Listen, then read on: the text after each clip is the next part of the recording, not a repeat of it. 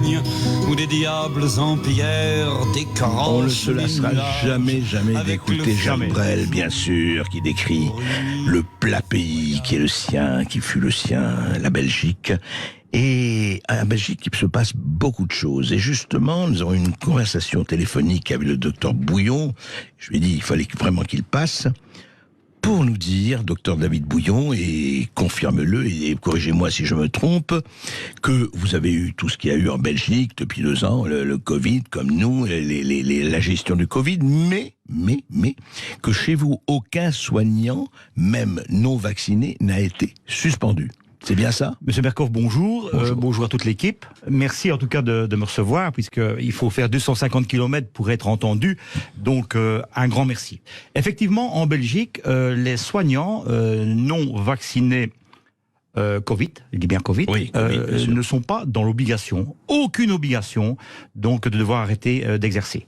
Loin de là, puisqu'il n'y a même pas de loi encore sortie, il n'y a rien du tout, Pas de décret, pas de loi, rien. Non. On a remis donc le gouvernement a mis donc ce dossier à partir du mois de juillet 2022. Donc ça veut dire qu'au moment où ils vont peut-être mettre le dossier sur la table, ça va faire 1 an que les soignants belges ont exercé malgré le fait de ne pas être vaccinés de manière expérimentale. Donc je précise, de manière expérimentale. Oui, ça, nous avons parlé du vaccin, et vous dites que c'est un vaccin, et je vous laisse évidemment, c'est votre opinion, j'assume. Voilà, et que c'est un vaccin expérimental. Non, mais pour revenir au fond, alors comment vous avez réagi, hein, c'est notre pays voisin, notre limitrophe, nous avons créé l'Europe ensemble, la Belgique et la France. Comment vous avez réagi quand vous avez appris, vous, et simplement un certain nombre de gens, que en France, justement, encore une fois, environ 15 000 personnes, personnel soignant, etc., ont, comment dirais-je, n'ont pas pu, je ne sais pas si nous avons le sonore. Interdit.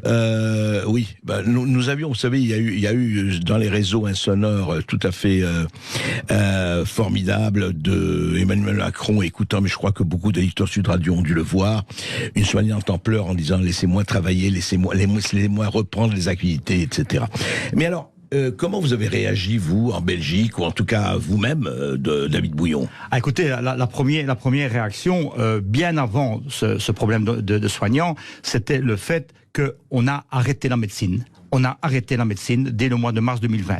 Donc évidemment, quand on parle de cette Covid-19, puis en 2021 de ce vaccin, il n'y a rien de médical dans les décisions qui ont été appliquées par les gouvernements belges et français.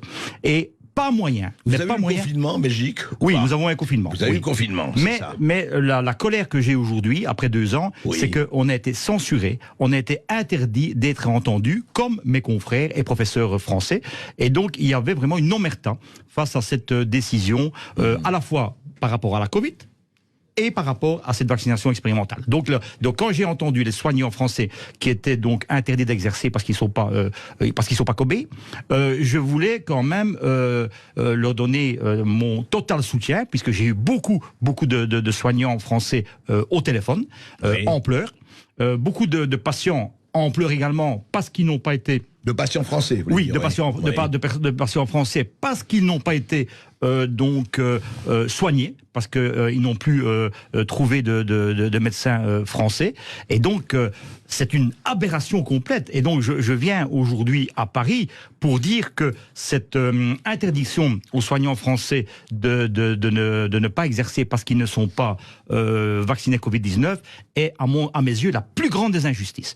Comment est-ce qu'on peut casser cette relation patient-soignant sur base d'une expérimentation, sur base de notions qui ne sont pas médicales du tout? Et pourtant, avec 20 000 patients pris en charge Covid-19, je peux vous dire que je peux expliquer des résultats de terrain, parce qu'on a quand même 6 000 prises de sang, on a quand même 20 000 patients, je peux expliquer que cette vaccination n'aurait jamais dû être mise en route sans tenir compte de l'immunité, sans tenir compte des anticorps, sans tenir compte des traitements précoces et de la prise en charge précoce. Or, les soignants français ont été donc sanctionnés.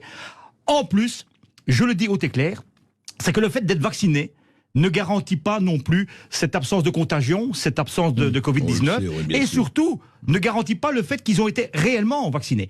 Parce qu'il y a beaucoup de personnes qui ont obtenu le sésame sans avoir eu la moindre vaccination. Vous voulez dire qu'il y a eu du marché noir là-dessus? Exactement. D'ailleurs, il y a des enquêtes en Belgique en cours. Il y a eu même un confrère qui a fait 2000 certificats. 2000 faux certificats. Exactement. Ouais. Et donc, quelle injustice de condamner un soignant qui est là pour sauver des vies, qui est là pour prendre en charge la santé d'une personne qui est en difficulté, en danger. Je viens d'apprendre, donc pendant que j'étais dans la voiture, qu'on parlait de guerre. Mais l'Ordre des médecins du Hainaut nous a écrit une lettre à tous les médecins que nous étions en guerre contre la Covid en 2020. Et jamais il ne faut oublier que des personnes âgées sont décédées sans le moindre traitement, sans la moindre prise en charge, sans le moindre oxygène.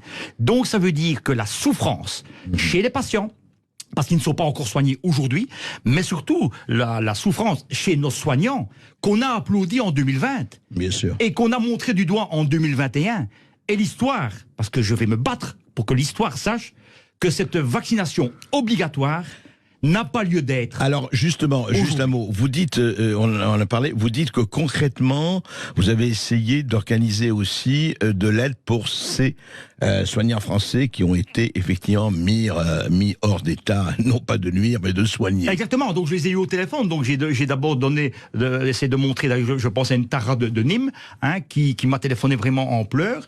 En réalité, j'ai essayé de les réconforter en disant qu'il faut se battre, il faut rester fort, il faut rester résistant, parce qu'en réalité, on est Kobe ou on ne l'est pas. Donc ça veut dire Kobe, que... vous voulez dire Kobe, oui. Kobe, ça veut dire, comme nous le dit un haut responsable donc, de l'Agence fédérale des médicaments en Belgique, donc l'équivalent de l'AMN en France, qui est aussi expert donc, à l'OMS, il dit que les personnes vaccinées Covid, ce sont des Kobe. Alors donc, des moments où... Cobaye. Ouais, cobaye. Allez, cobaye. Oui, parce que Kobe, c'est belge. On n'est pas compris. Cobaye, d'accord. Et donc, vous vous rendez compte que Madame Béfumeau, qui est ici à côté de moi, qui est infirmière, donc, qui est notre binôme professionnel, on est obligé d'avoir fait appel à un huissier de justice pour prouver qu'on a 2000 d'anticorps, parce qu'on a fait 2 fois la Covid. Oui, et donc ça veut dire qu'avec 2000 donc vous avez un nombre très suffisant et d'anticorps. Exactement. Donc pas de problème pour vous. Et donc l'OMS, donc je dis bien haut et clair à tous les auditeurs, parce que c'est les auditeurs qui doivent être informés, ça veut dire que la vaccination sert à produire des anticorps. Et ce sont les anticorps qui neutralisent donc le virus. Donc vaccination, anticorps. Et pendant 2 ans, on se demande où sont les anticorps, à part dans les traitements. Mais dans cette surveillance de cette vaccination expérimentale, on ne tient pas compte des anticorps. Et c'est pour ça que je dis que les soignants français sont victimes, elles sont vraiment horriblement injustifiées d'être suspendues. C'est vraiment une injustice la plus complète, parce qu'on les a suspendues donc, sans tenir compte de la médecine d'immunité. D'accord. Et ça, c'est important quand même. D'accord. Et donc vous plaidez pour une réintégration absolument de tous les soignants. Mais bien sûr, nous sommes en période électorale, donc ça veut dire que les auditeurs, ils doivent comprendre aujourd'hui qu'on a pénalisé des soignants français injustement. Et donc, dans les suspensions, il y a des soignants qui ont des anticorps que des personnes vaccinées Covid n'ont pas. Parce que nous avons la preuve à Mons, sur base de prise de sang, sur base des Covid sévères qu'ils ont développés, qu'une personne qui a eu la Covid donc par 1, 2, 3 doses, sont toujours à la merci d'une Covid sévère, sont toujours sans anticorps. Et donc, c'est le monde à l'envers. C'est le monde à l'envers. Donc, la plus grande injustice, ce sont les soignants français, bien entendu. Et la deuxième injustice, c'est qu'on a fait une censure sur les soignants de terrain qui peuvent expliquer au gouvernement, qui peuvent expliquer à l'ordre des médecins comment on a géré cette crise sanitaire. Oui, et on a mis les médecins de terrain entre parenthèses. On les a mis hors d'état, effectivement. On a mis la médecine en ambulatoire et les médecins et les soignants de terrain, parce que madame est infirmière, donc elle a vécu la même chose. On a vécu donc les soignants et les médecins, et les soignants et la médecine, on les a mis en prison. En prison. On les a assignés à résidence. Mais quand je dis en prison, ça veut dire, vous vous rendez compte qu'en 2020, il y a eu la Covid. En 2021, il y a eu cette vaccination expérimentale. Donc, pas de prise de sang, pas de prise des paramètres, pas de saturation en oxygène, pas de de sérologie, traitement précoce, pas de, je vais dire, de bilan immunitaire. Or, maintenant, on s'est prouvé avec nos 6000 prises de sang que la vitamine D est importante pour résister à une infection virale. Et donc, ce qu'on aurait pu dire pendant 2 ans peut nous protéger, peut protéger les patients pendant des années. Parce qu'on n'a rien appris aujourd'hui. On n'a rien appris au niveau ambulatoire. Donc, j'ai des médecins au téléphone, j'ai des patients au téléphone qui ont du mal en France de faire une prise de sang, qui ont du mal d'avoir un médecin, qui ont du mal d'avoir de la médecine simplement pour quelques symptômes qui démarrent. Oui. Alors évidemment, forcément, que si on ne soigne pas une maladie virale après quelques jours de symptômes... ça très précocement, bien sûr. Voilà, donc on a vraiment une politique pour remplir les hôpitaux et on a une politique pour remplir les poches. Parce que les experts en Belgique, et sûrement en France, ont à eux. Parce qu'en réalité, on appelle ça le conflit d'intérêts. Donc le porte-parole belge... On connaît ça, oui. Donc le porte-parole belge, donc, qui est tout le temps dans les médias, il est président vaccination santé publique. Alors vous avez tout compris. Vous avez tout compris. Mais qui a sa santé en danger? Les patients et les soignants qui n'ont pas pu travailler. Parce que je voudrais pas être à la place d'une soignante de 40 ans qui, du jour au lendemain, ne peut plus travailler. Ben oui. Surtout qu'il n'a ni RSA ni rien. Il n'a pas d'indemnité, il n'y a pas de chômage. Mais vous vous rendez compte, donc ça veut dire qu'elle a une prise de sang, ou elle a sûrement une immunité, ou elle a sûrement, en plus, elle n'a aucun risque de contamination, puisque le virus, il est quand même en aérosol, donc vous l'avez dans le nez, que vous soyez vacciné ou pas, le virus, il est dans le nez. Donc ça veut dire que tout le monde peut être contaminé. La seule chose, c'est qu'après quelques jours de symptômes, on se fait examiner. C'est tout, c'est terminé. Docteur Bouillon, merci beaucoup, merci. Vous n'avez pas fait 200 séquelles pour rien. Eh bien là, le combat il continuera avec vous et on continuera de vous recevoir. Merci de m'avoir accueilli. Et rien de mieux pour l'immunité que cette émission, c'est prouvé. Vous restez avec nous jusqu'à 14h, vous nous appelez au 0826 300 300. On se retrouve avec quelques coups de gueule d'André Berkoff et l'expert de l'Europe de l'Est, Jacques Beau. Sud Radio. Sud Radio. Parlons vrai. Parlons vrai. Sud Radio. Parlons vrai. À tous ceux qui se disent que ça y est, c'est le début de la fortune quand ils trouvent 2 € par terre. À ceux qui se sentent riches lorsqu'ils retrouvent un billet dans leur pantalon, alors qu'il est à eux à la base. Et à ceux qui ont l'impression de toucher le jackpot quand leurs amis les